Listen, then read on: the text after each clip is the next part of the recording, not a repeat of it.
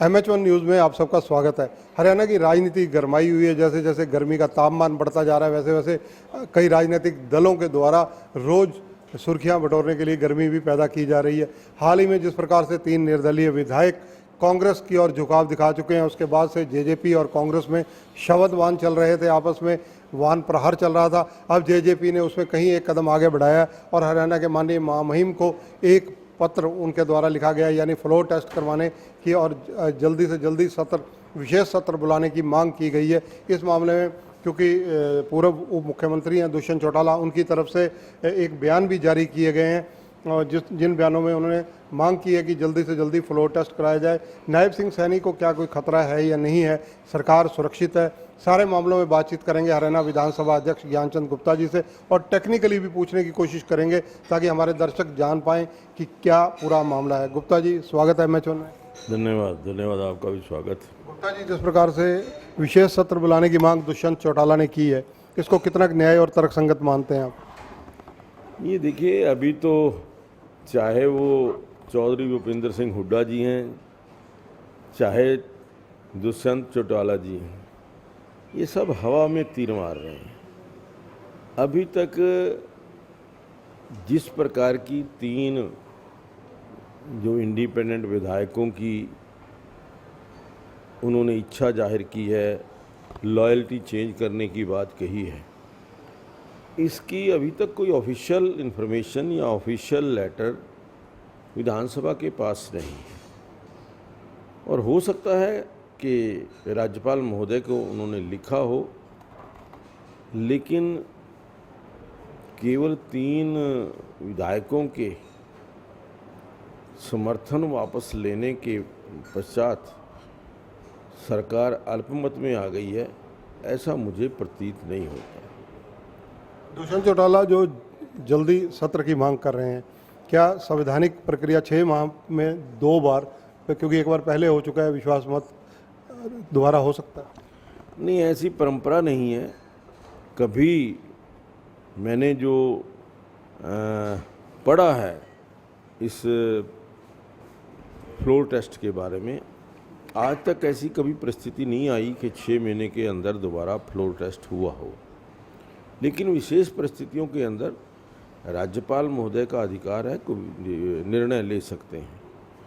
लेकिन केवल 3 सदस्य लिख कर के भेज दें कि हमने अपना समर्थन वापस ले लिया है या उनसे वापस लेकर के कांग्रेस को दे दिया है, इस प्रकार की ये सारी बातें हवा में हैं। कोई उनकी तरफ से जो पत्र ऐसा अभी तक ना मुझे प्राप्त हुआ है, ना आपकी, मुझे लगता है कि आपके पास कोई ऐसा लेटर है भी नहीं है। केवल एक मीडिया के अंदर इस प्रकार की खबरें या सुर्खियां बटोरने का काम किया जा रहा है। मैं समझता हूं कि इतनी जल्दबाजी में ये मांग करना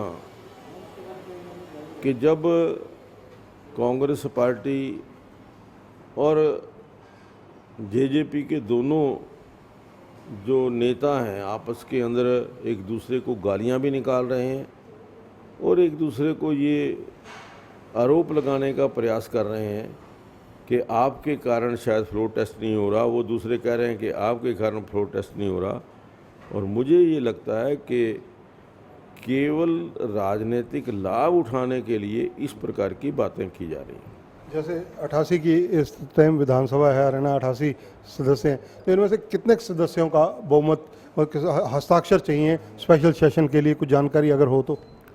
नहीं, देखिए, मुझे लगता है कि स्पेशल सेशन जो है वो राज्यपाल महोदय की, जब राज्यपाल महोदय सेटिस्फाइड हो जाते हैं तभी कोई स्पेशल सेशन जो है वो कॉल किया जाता है।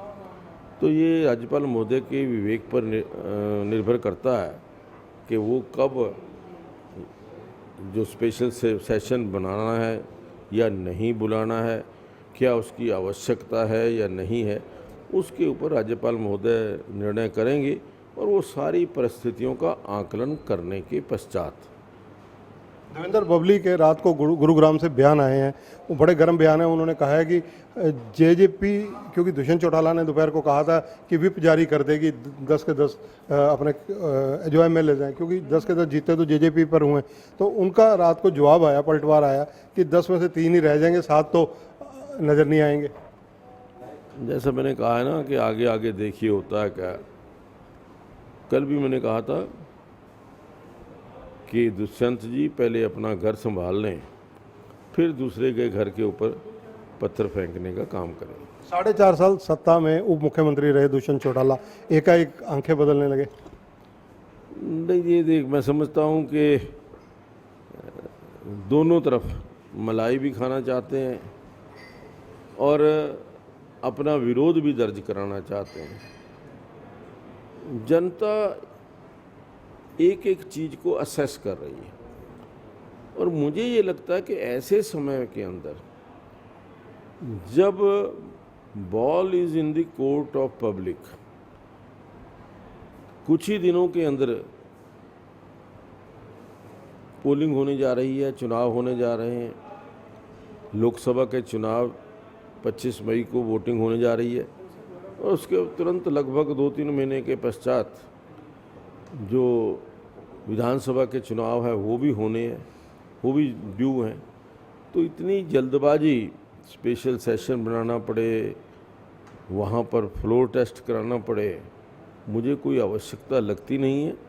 लेकिन फिर भी इसका निर्णय आदरणीय राज्यपाल महोदय करेंगे, परिस्थितियों को देख करके, पूरी परिस्थितियों का आंकलन करके। गुप्ता जी, मनोज पार्ट 2 के बाद नायब सिंह सैनी जैसे ही मुख्यमंत्री बने 12 मार्च को, तब से आज तक घटनाक्रम लगातार अब जैसे बदले हैं चुनावों के माहौल में, तो क्या नायब सिंह सैनी सरकार को कोई खतरा नज़र आ रहा है?